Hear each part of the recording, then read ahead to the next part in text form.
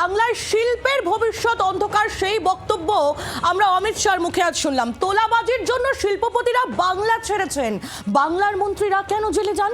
দুর্নীতি ইস্যুতে মুখ্যমন্ত্রী মমতা বন্দ্যোপাধ্যায়কে সরাসরি প্রশ্ন করলেন কেন্দ্রীয় স্বরাষ্ট্রমন্ত্রী অমিত শাহ। নাম না করে অভিষেক বন্দ্যোপাধ্যায়কেও নিশানা করেছেন তিনি।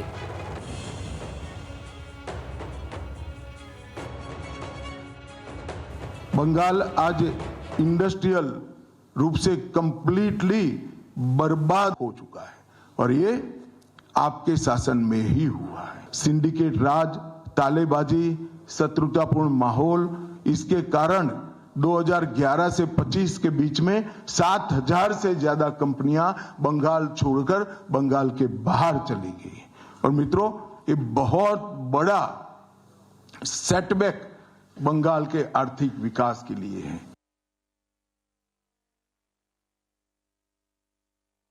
ममता बनर्जी के शासन में सिंडिकेट, तोलबाजी, कट मनी न केवल वो सिस्टम को बढ़ावा दिया है, यहाँ कमाई करने का अधिकार एक ही व्यक्ति को है, भाईपों को है, और किसी को कमाई करने का अधिकार नहीं है। सब में हिस्सेदारी देनी पड़ती है। অমিত শাহ তার বক্তব্য আমরা শুনছিলাম। কথা বলবো এই মুহূর্তে তৃণমূল কংগ্রেস নেতা মৃত্যুঞ্জয় পাল রয়েছেন আমাদের সঙ্গে টেলিফোন লাইনে। মৃত্যুঞ্জয় বাবু, বাংলায় শিল্পের ভবিষ্যৎ অন্ধকার, তোলাবাজি চলছে এবং সেই জন্যই শিল্পপতিরা বাংলা ছাড়ছেন, এবং এই বক্তব্য যখন আমরা অমিত শাহর মুখে শুনলাম, তার পাশাপাশি দুর্নীতি ইস্যুতেও তার চড়া সুর। মুখ্যমন্ত্রী মমতা বন্দ্যোপাধ্যায় তার নিশানায়, অভিষেক বন্দ্যোপাধ্যায় তার নিশানায়, কি বলবেন? সারা ভারতবর্ষকে যারা অন্ধকারচ্ছন্ন করেছে সেটা হলো এই অমিত শাহরা, যারা যাদের নিজস্ব কিছু শিল্পপতিদের নিয়ে টাকা দিচ্ছেন এবং সেই টাকা আমাদের সাধারণ মানুষের টাকা নিয়ে বিদেশে চলে যাচ্ছে। এই নীরব মোদি থেকে মেহুল চেস্কি, এরা তো অমিত শাহ নরেন্দ্র মোদীর লোক। এরা ভারতবর্ষকে এই তাডিপার অমিত শাহ এই বাংলার দুর্নীতি নিয়ে কথা বলছে, জেল খাটা নিয়ে কথা বলছে, কটাক্ষ করছে। আরে উনি নিজে জেল কেটেছে 2005 সালে। সোহরাবুদ্দিন মামলা ফেক এনকাউন্টার, তার বউ ভ্যানিশ হয়ে গেল, প্রত্যক্ষদর্শী যে ছিল তাকে খুন করা হয়েছে। 2010 সালে সিবিআই ওনাকে গ্রেপ্তার করে 3 মাস জেল খেটেছে। তারপর সুপ্রিম কোর্ট বেল দিয়েছিল যে এই তাডিপার থাকতে হবে, গুজরাটে ঢুকতে পারবে না। 2018 সালে সরকার আসার পরে সিবিআই এর অপপ্রয়োগ করে জেল থেকে বেরিয়ে যে কেস থেকে খালাস হয়েছে। এরা যারা তাডিপার, এই কুমড়ো পটাশ অমিত শাহ, এরা জানে না বাংলার রাজনীতি। এরা কি বলবে? এদের নিয়ে বেশি কথা বলে লাভ নেই। নিজে জেল খাটা আসামি, ভারতবর্ষটাকে ধর্মের নামে বিভাজন করে অন্ধকারচ্ছন্ন করছে। শিল্প নেই, কিচ্ছু নেই। যারা বলেছিল বছরে 2 কোটি চাকরি দেবে, তারা এই 2014 থেকে 2025 11 বছরে 22 কোটি চাকরি কোথায়? অন্ধকারচ্ছন্ন তো ভারতবর্ষকে এরা করে রেখেছে। একেবারে মৃত্যুঞ্জয় বাবু, বোঝাই যাচ্ছে আপনার বক্তব্য। অনেক ধন্যবাদ আপনাকে।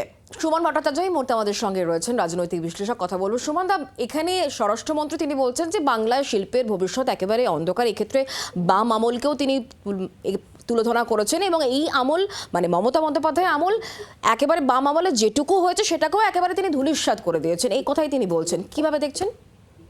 আমি আবার বলবো যে আমি অমিত শাহর প্রতিটা কথা বিশ্বাস করতে চাই। যদি বাম আমল খারাপ হয় তাহলে বিজেপির বিধায়ক দলের মুখ্য সচেতকের নাম শঙ্কর ঘোষ কি করে হয়, যার হাতে এখনো চেক ওয়েভার উল্কি আঁকা আছে? বঙ্কিম ঘোষ কি করে বিজেপির টিকিটে বিধায়ক হয়? আমি তো বিশ্বাস করতে চাই যে সিপিএম এর অবসান ঘটিয়ে একটা গৈরিক শাসন হবে, যে গৈরিক শাসন নতুন ভারতবর্ষ, নতুন পশ্চিমবঙ্গের কথা বলবে। কিন্তু 2021-এ আপনি বিধানসভায় বিজেপির প্রার্থী তালিকাটা দেখুন, 132 জন তৃণমূল থেকে ছিল। তো যারা তৃণমূল থেকে, যদি তৃণমূল একটা দুর্নীতিপরায়ণ দল হয় তাহলে আপনি তাদের থেকে লোক নেবেন? তো আপনি যদি তৃণমূলকে আপনার বিজেপির এরিয়ান্স হিসেবে ব্যবহার করেন, ওখান থেকে সব প্লেয়ারদের নিয়ে আসছে, কি যেন নাম, যেন বিধানসভায় বিজেপির বিরোধী দলনেতা শুভেন্দু অধিকারী, উনি কোন দল করতেন এর আগে? তো তৃণমূল থেকে লোক নেন কেন ওনারা? আমি তো বিশ্বাস করি যে আরএসএস এর যারা আছে তারা বিজেপির পতাকা হাতে এগিয়ে যাবে, তারা বলবে নতুন ভারত গড়ব। সেখানে শুভেন্দু অধিকারী থেকে শুরু করে এই যে শঙ্কর ঘোষ, বঙ্কিম ঘোষ, এদের নিলে কখনো নতুন বাংলা বা নতুন কিছুর স্বপ্ন আসবে? বাংলার আওয়াজ, বাঙালির আবেগ, জি 24 ঘন্টা।